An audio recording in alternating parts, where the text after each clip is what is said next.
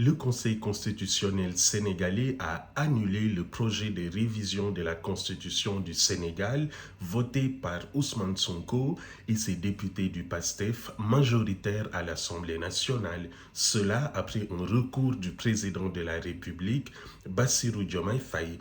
Et de son côté, Ousmane Sonko a menacé de faire tomber le gouvernement autant de fois que nécessaire. Bonjour à tout le monde, bienvenue dans Apolitique où on va retourner au Sénégal pour parler de la situation politique qui prend une autre dimension. Vous vous rappelez, lors de la vidéo précédente, je vous avais expliqué que les députés du PASTEF, majoritaires à l'Assemblée nationale du Sénégal, avaient voté un projet de loi portant révision de la Constitution. Leur but, c'était d'équilibrer le pouvoir exécutif pour basculer limite vers un régime parlementaire, histoire d'avoir un régime moins présidentialiste. Après avoir voté cette loi-là, portant révision de la Constitution du Sénégal, le président de la République, Bassirou Diomaye Faye, a introduit un recours auprès du Conseil constitutionnel et le Conseil constitutionnel a rendu une décision. Il a tout simplement annulé le projet de révision de la Constitution. Mais c'est à cette étape qu'on se demande qu'est-ce que le Conseil constitutionnel reproche à ce projet de loi de révision de la Constitution. Je vais vous l'expliquer très simplement sans entrer dans un jargon juridique. Le Conseil constitutionnel considère que le projet de révision de la Constitution voté par Ousmane Sonko et ses députés viole plusieurs dispositions de la Constitution. Ça veut dire qu'il ne respecte pas des articles de la Constitution, tout simplement. Et les dispositions de la Constitution que viole ce projet de révision de la Constitution se trouvent notamment à l'article 82 de la Constitution, à l'alinéa 2 et 4. Expliquons d'abord la disposition de l'article 82, alinéa 2. Cette disposition de la Constitution-là dit que quand un député de l'Assemblée nationale du Sénégal propose un projet de loi ou un amendement qui augmente ou dégrade les recettes publiques de l'État, il doit proposer en même temps des recettes compensatrices.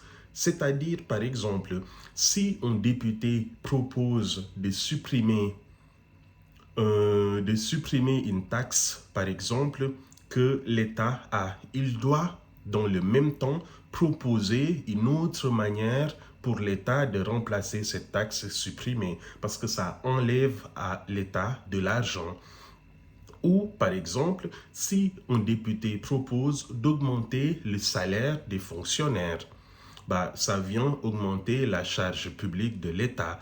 Le député doit, dans le même mouvement, proposer une manière de financer l'augmentation de ces salaires-là. C'est un projet de loi qui est là pour permettre à l'État de tenir très bien les finances publiques pour que ça ne se dégrade pas. Ça empêche aussi à des députés de proposer des mesures populaires qui vont dégrader les finances de l'État sans pour autant proposer des manières de financer ces mesures populaires-là.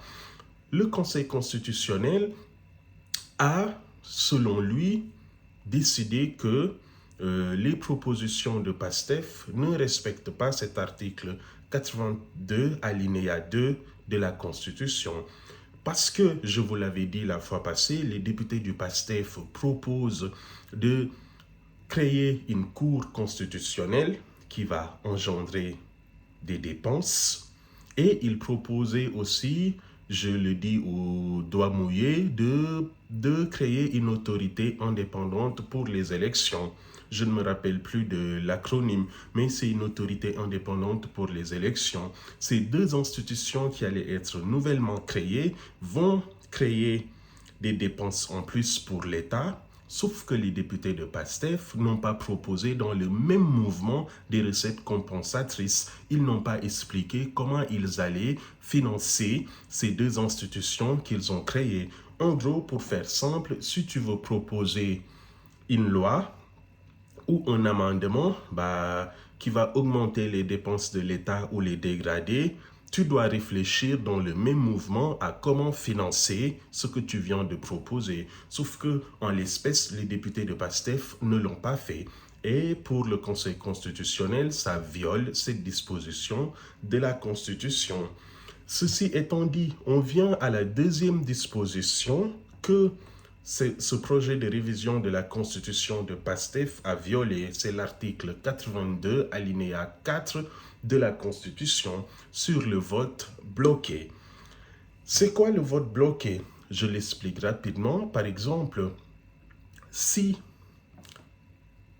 au Parlement, un texte, une proposition de loi est faite pour avancer le vote de cette proposition de loi ou que cette proposition de loi ne soit pas dénaturée par plusieurs amendements proposés par les députés, le président de la République peut décider de choisir certains amendements proposés par les députés et de demander à l'Assemblée nationale de voter le texte en une seule fois.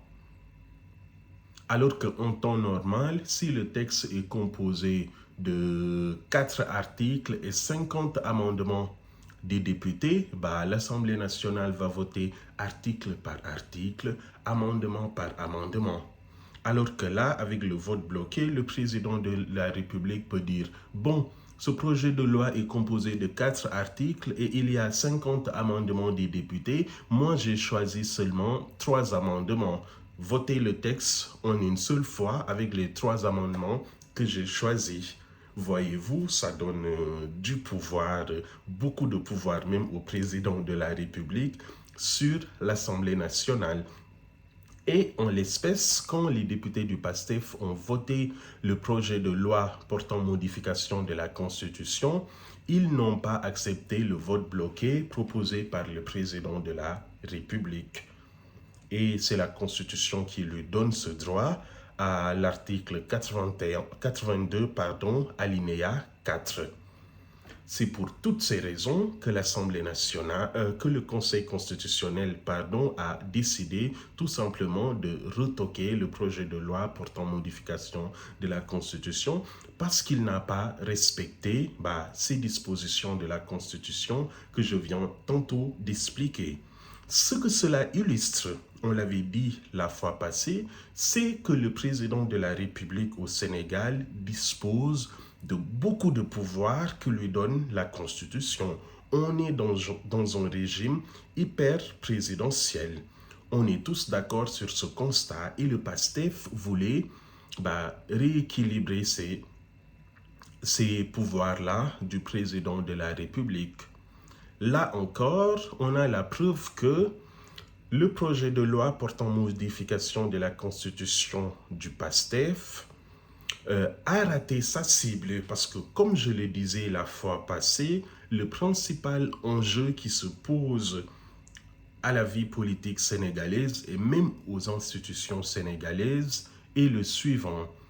Si le Parlement a une majorité différente de la couleur politique du président de la République, qui a la prééminence pour fixer la politique de la nation, le président de la République ou l'Assemblée nationale. Et je pense que c'est sur ça que toute modification de la Constitution à venir doit trancher.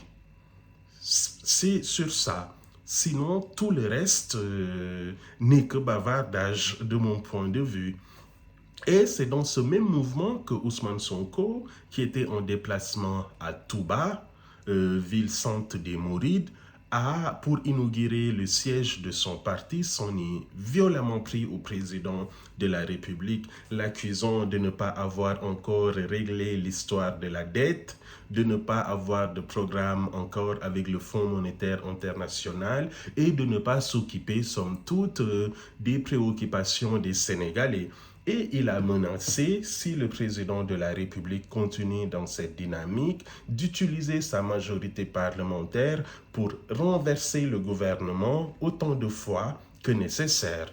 Ce à quoi lui a répondu l'actuel Premier ministre Al-Aminou Lo en lui disant que aucun parti n'a le monopole du patriotisme. On voit bien que la mayonnaise est en train de monter crescendo et ouais, les esprits sont en train de se chauffer à Dakar. On va continuer à suivre tout ça. Restez branchés.